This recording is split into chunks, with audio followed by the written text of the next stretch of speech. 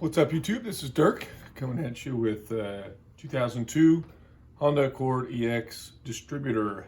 We're going to work on the seals, distributor seal kit. But I replaced the cap, I don't know, a year ago or so, thinking that would fix the problem. And I'm going to replace the gasket that also goes between the cap and the distributor. So let's get to it.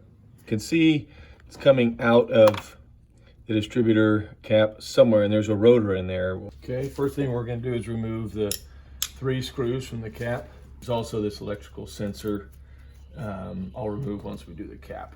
This is a 7mm. I'm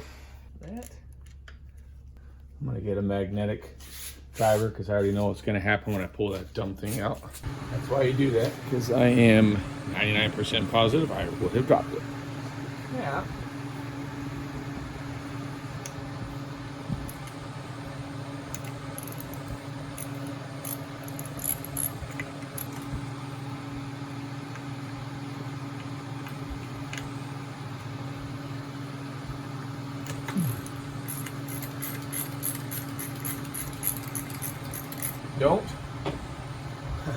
Don't do anything until you note the position of this rotor. So the white tip right there on the rotor is pointing up and away, okay? And the this doesn't move, but as soon as you pull it out, there's 2 little fins that connect into the crankshaft that will spin.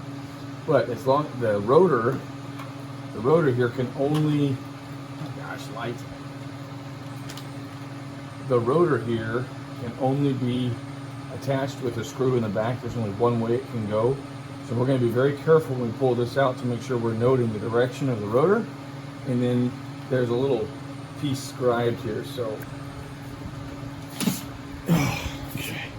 okay, so the rotor was pointed up and away from the engine, and the little notched hole there was in the same direction.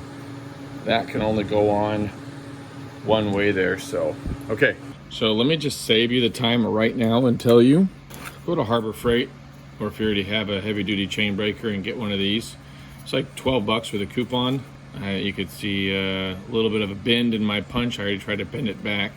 It's not like I was hammering with excessive force. You know, this is the one that actually fit, and I was doing it right, and I actually bent my friggin' punch. I took a little chain breaker that I have for like a bike chain, and you know, I just took my angle grinder and got rid of all the grooves where you would normally put it in there, because I thought I was super creative. Let's see if I can capture this here.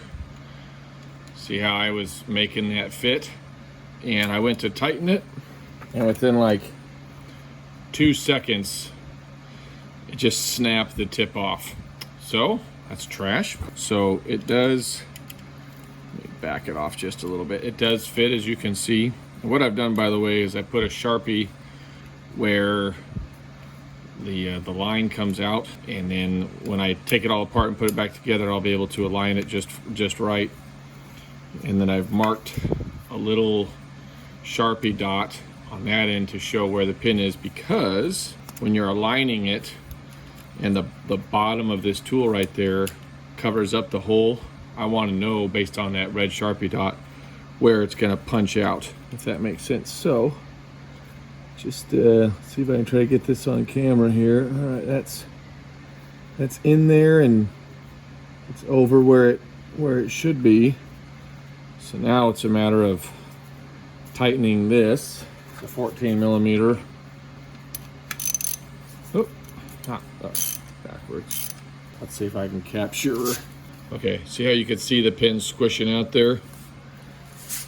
I would like that to be a little bit more over, like towards me.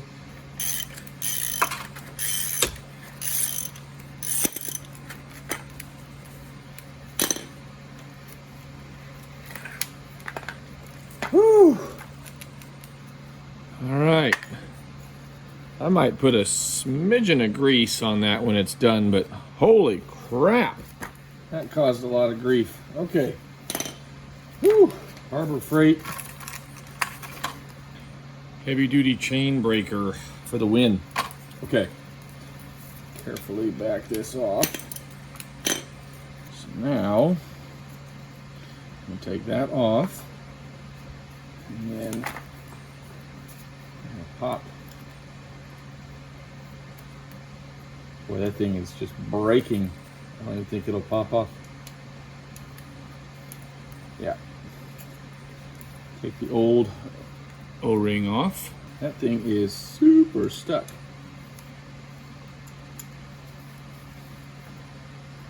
Ouch.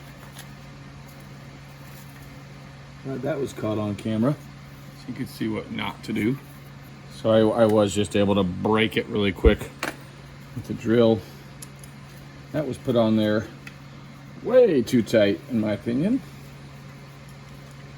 Mind all the gaps of the washers, excuse me. Mind all the washers on that. It should pull off. Okay, now we have, my guess is these are also on there super tight.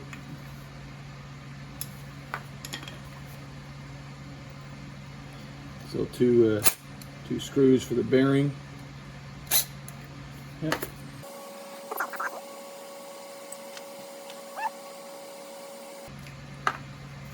Two. Now this whole bearing should come out, kind of to push it on that back side there. Okay. Bearing appears to be in good shape. Set that there, I'll clean it in a second. Now we have so this is the kit I got here. Take a quick screenshot of that. It comes with 3 pieces. There's the O-ring that's going to go on the last step, and then there are 2 very similar, these little gaskets. So I'm setting them right there, and when we take it out, I think it's going to be obvious which one we use. So just trying to carefully pop this out without too much damage.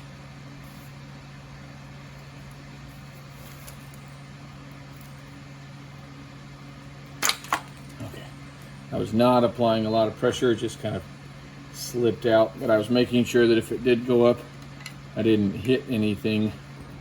Obviously you'll be able to tell which one's the old one, and then hopefully that gives you enough detail of kind of what they look like, but it should be very obvious which one it is. Do a quick shot of brake cleaner in there.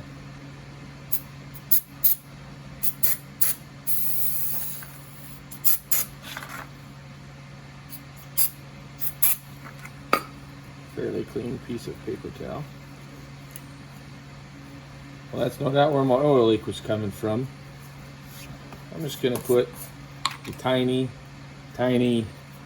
amount of high temp grease. Just so I just dabbed it once and then use that residual to go around the edge. So barely any at all, but I just want it to actually go down in there. A little bit of a tricky fit. There you go. Just use the screwdriver. Make sure you're not going to hurt anything. Just lightly. You'll definitely tell when it bottoms out.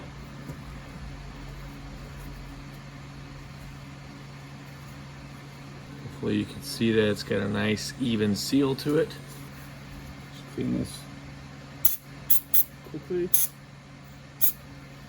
So there's actually kind of some of these little crusties. I don't know if that's just corroded oil or what, but as I go around it now, it's clean. So do watch where the bearing is going to meet that new seal. All right, now we just reverse assemble. Put that in. Get our little bearing set screws.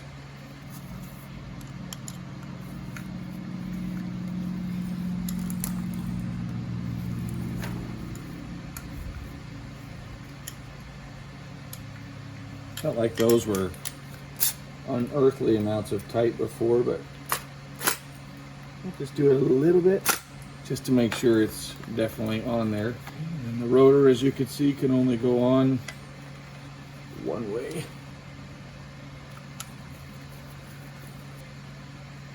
The new O-ring on. Slide that on just like that. And now, this is where it was nice to know that little Sharpie mark to say this is how it came out. We know the rotor was turned opposite like that. And you could see the hole. And then the little mark went like that. So that's the only way it could go. So right now, just to make sure, I'm just gonna put a Sharpie dot on that end so that if it happens to turn, you know, I'll know. Okay, that's basically started. Okay, just putting it back in. That's as much as I was able to literally hammer it. The punch just isn't working. So I let my chain breaker go be recessed into that hole, and then hopefully you can see that I'm just gently adjusting it to where it's all aligned, and then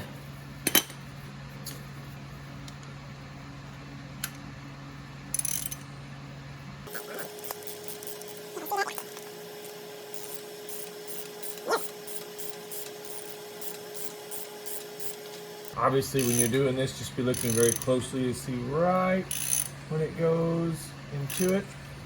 Okay, I have to go just a little bit more.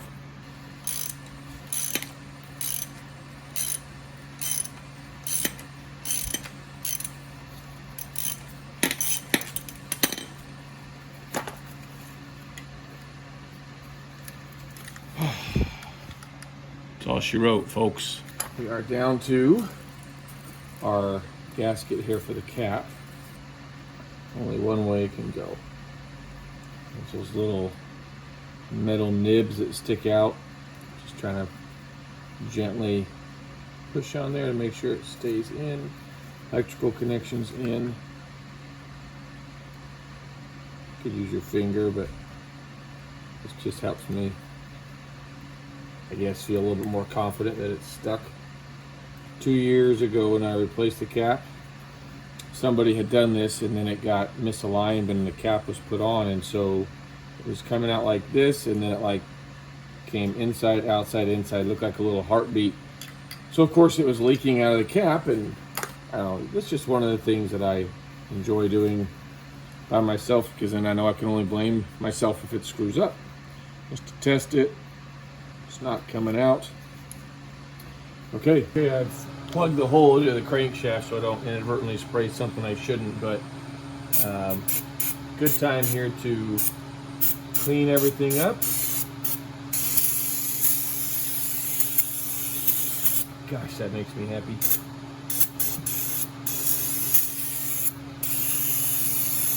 Bell housing was perfect when I did my transmission. All the clutch and all that stuff. Kept wondering why it looks so bad. I'm gonna clean my cap out, make sure it's all clean. All right, I know I like to wear gloves, but I'm not gonna be able to feel these little 7mm screws going back in. So again, just make sure that the rotor was aligned. And it should go right on in.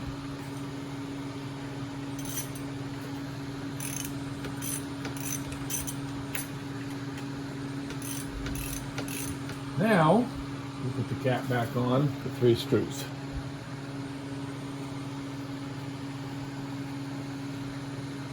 Looks solid to me.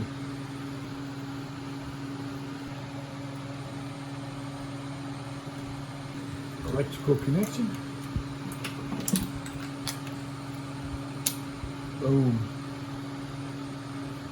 All 4 are on. I want to make sure I clear all the tools out and let's start it up.